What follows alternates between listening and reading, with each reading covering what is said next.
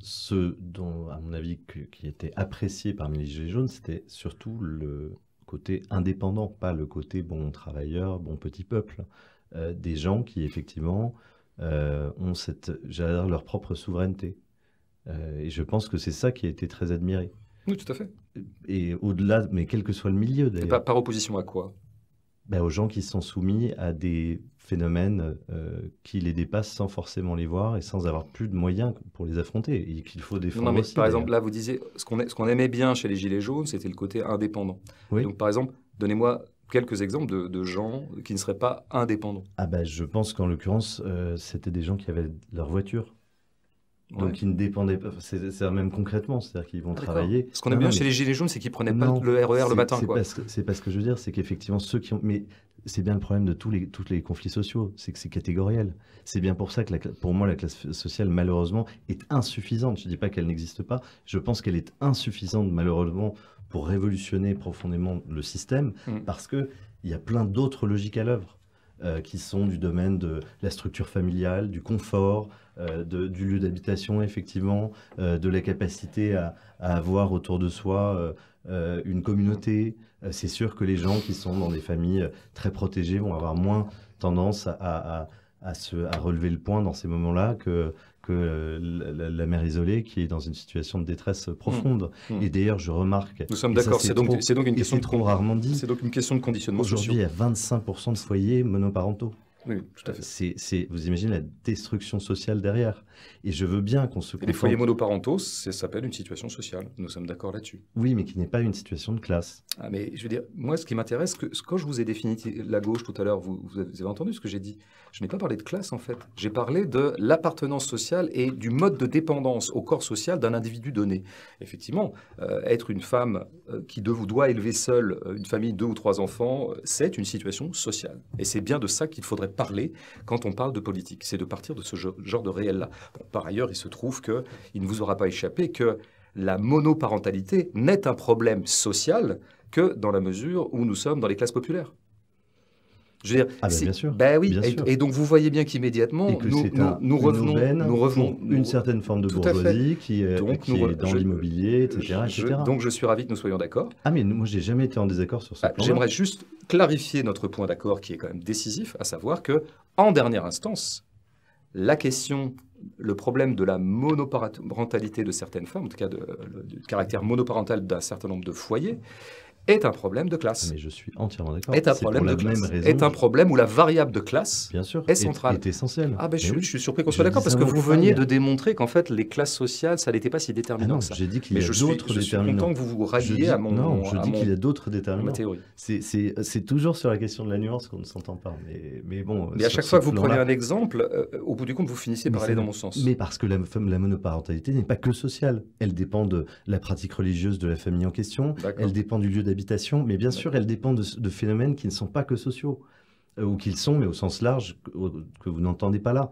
Mais bien entendu, le premier déterminant, donc je le rappelle, sera comme on tourne en rond, je vais essayer d'avancer. Donc une femme de la bourgeoisie qui élève seule ses 2 enfants, elle est dans le même niveau de problème qu'une femme du prolétariat qui élève seule ses 2 enfants.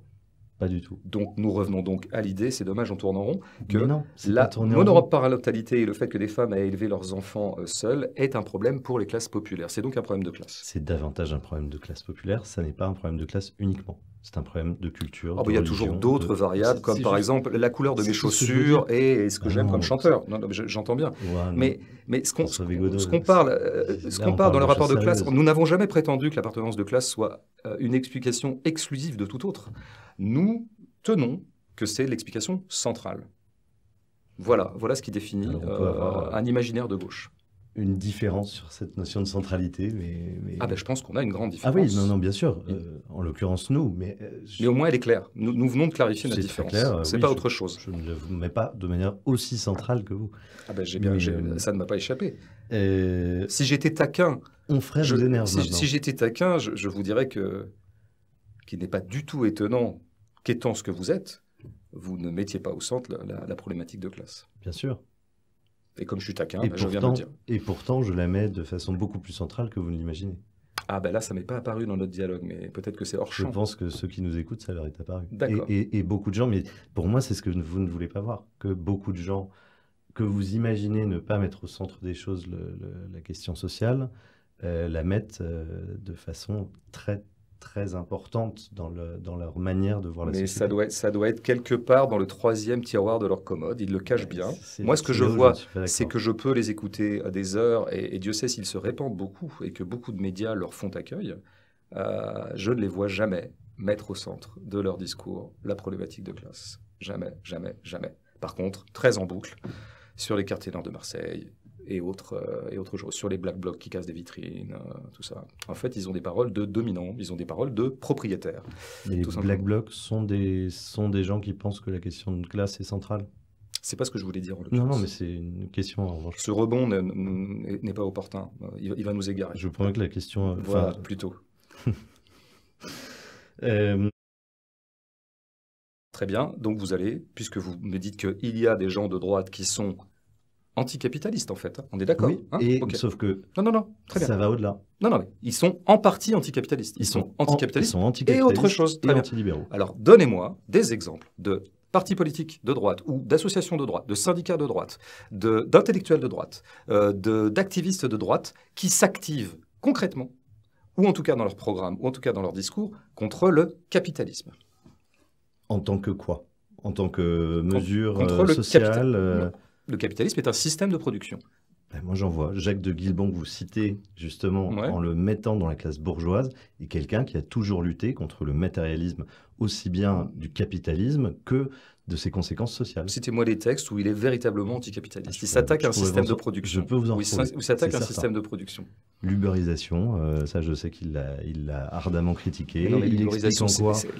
l'uberisation, c'est pas le capitalisme, c'est Ah bah si, une des c'est conséquences une des radicales pires et hyperboliques du ignobles capitalisme. Et conséquences quand du on s'attaque capitalisme. au capitalisme, on s'attaque à un système de production et à un système de production qui est un dispositif de production qui crée des rapports de production.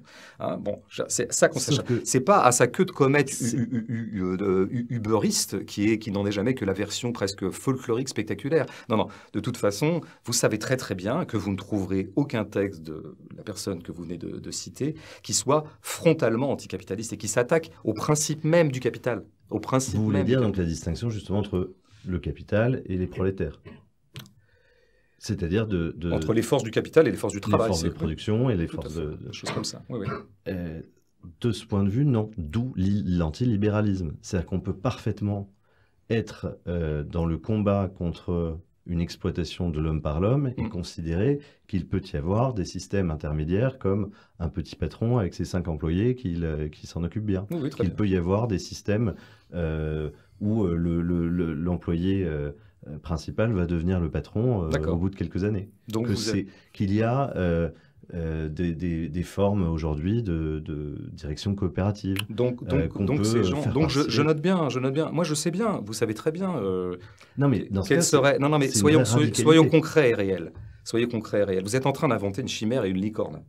Vous êtes en train... Non, mais c'est comme si vous essayiez de démontrer que moi, j'ai écrit des textes pour faire l'apologie de la gymnastique aquatique. Ces textes n'existent pas. Bon, alors les textes dont nous parlons n'existent pas non plus. Alors prenons plutôt des symptômes réels, parce que sinon, on va y passer 8 heures et on ne sera jamais d'accord. Genre, vous savez bien, par exemple, que les personnes dont on était en train de parler, si jamais ils avaient à soutenir un candidat dans une élection, par exemple, s'ils avaient à élire une espèce de chouchou ou une chouchoute, il y en aurait 2, je pense, dans l'offre actuelle, hein, je dis bien. Il y en aurait sans doute plein d'autres. Éric Zemmour et Marion Maréchal. D'accord ? Et Marion Maréchal. Alors pourquoi Marion Maréchal ? Parce que précisément Marion Maréchal est une libérale autoritaire pur jus. Enfin, c'est autoritaire et extrêmement libérale. D'ailleurs, elle a monté une école qui est globalement une école de management, hein, je veux dire, dans la grande tradition du capital. Et surtout, qu'est-ce que Marion Maréchal propose pour engager un rapport de force digne de ce nom, hein, pas supprimer des livreurs Uber. Engager un rapport de force digne de ce nom avec le grand capital et avec le capital tout court. Deuxièmement, Zemmour. Zemmour qui passe, alors des fois il dit qu'il est marxien. Bon, mais moi aussi, je peux dire que je suis couturière. Hein. Ça n'engage pas. Ce qu'on dit avec la bouche, hein, on peut dire tous les mots. Qu'est-ce que Zemmour propose dans les 353 émissions qu'il est en train de faire là ? Quand est-ce qu'il parle d'économie ? quand est-ce qu'il prononce le mot capitalisme et quand est-ce qu'il nous toujours propose défini de faire des choses colbertiste. contre le capital. Vous voyez bien que ça n'appartient absolument Oui, pas mais au donc- corpus de ces donc, gens. pardon, je Je reviens à maintiens ça. donc que ce qu'ils appellent prioritairement antilibéral, c'est donc une réticence conservatrice et peut-être réactionnaire, et ce ne sont pas des mots indignes pour moi, c'est des mots pour les classer, c'est des mots pour les situer, à un certain nombre d'options sociétales qu'ils vont appeler progressistes et qui consistent par exemple à aller vers plus d'égalité entre les hommes et les femmes, peut-être plus de reconsidération d'un certain nombre de sillons identitaires, y compris en termes de genre, en termes de race, en termes de culture. Voilà ce qu'ils appellent être Pour illibéral. vous, il n'y a pas